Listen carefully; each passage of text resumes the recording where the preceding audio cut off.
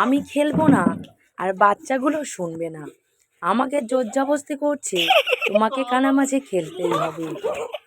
বাচ্চাগুলো খেলা করতে দেখে আমারও সেই ছোটোবেলাকার কথা মনে পড়ে যাচ্ছে। তাই ভাবলাম একটু বাচ্চাদের সাথে আনন্দ করে নিই। তো চলো কী করলাম সেটাই তোমাদের সাথে শেয়ার করি। হ্যালো বন্ধুরা, কেমন আছো তোমরা? আশা করি ভালো আছো, আর আমিও অনেক অনেক ভালো আছি। অনেক দিন পর একটু টাইম পেয়েছিলাম, তাই ছাদে এসেছি ভিডিও করতে। আর কটা এসছে দেখো আমাকে জ্বালাতে, ভিডিওই তো করতে দিচ্ছে না, চিৎকার চেঁচামেচি করছে, আমাকে ঠেলা মারছে। তো চলো আগে তাদেরকে দেখাই যে কি করছে।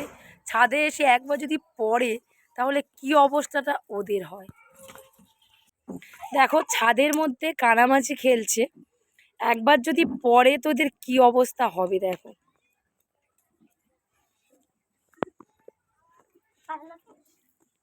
আমি তো ছুটতে ছুটতে পালিয়ে এসছি দেখো।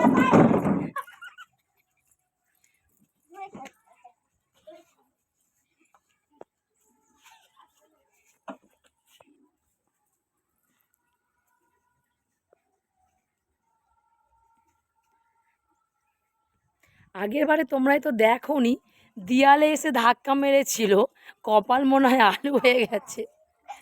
আর ওদের সাথে মজা করে আমিও খেলছিলাম।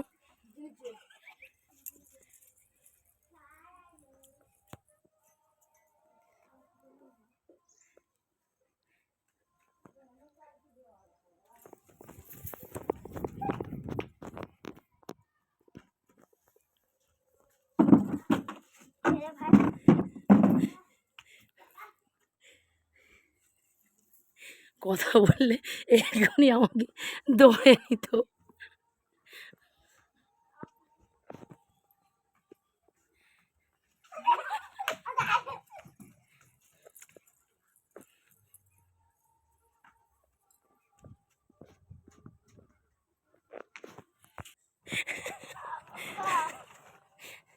আমি অনেকবার বারণ করছি।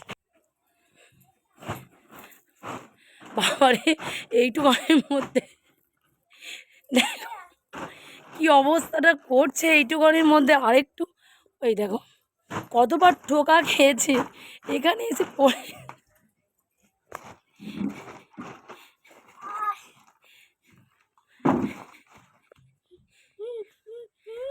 বাবারে একটুখানি খেলে আমি তো হাঁপিয়ে গেছি, চেয়ারটা ভাঙবে, দেখ কি করছে। আসলে আমি ভিডিও করতে করতে কথা বলে ফেলেছিলাম, তাই ও আমাকে ধরে ফেলেছিল। কি করতে হবে, লাস্টে বাধ্য হয়ে আমাকে চোট দিতে হবে। আমি তো প্রথমে রাজি হতে চাইনি, আমি বলি আমি খেলবো না। ওরা সবাই মিলে এমনভাবে আমাকে ধরেছে যে না, তোমাকে ধরেছি মানে তোমাকে আজকে চোট দিয়ে যেতেই হবে। আর আমার এত অসুবিধা হচ্ছে, তোমরা বললে বিশ্বাস করবে না। আসলে খুব একটা শাড়ি আমার পরা হয় না, আর শাড়ি পরে অস্বস্তি হচ্ছে, আর এরাও আমাকে ছেড়ে কথা বলছে না। চোর দিতে হবে তোমাকে, কাউকে ধরে দেখাতে হবে, তারপর তুমি যেতে পারবে। আর আমার সেই ছোটবেলাকার কথা খুব মনে পড়ছিল, তাই ভাবলাম একটু বাচ্চাদের সাথে আনন্দ করে নিই। আর ওরাও আমি খেললে যদি একটু আনন্দ পায় তাতে কি। প্রথমে আমি খেলবো না করে রাজি হচ্ছিলাম না। বাট তারপরে কি মজা করেছি সবার সাথে। আর লাস্টে দেখো ভাইকে ধরেও ফেলেছি।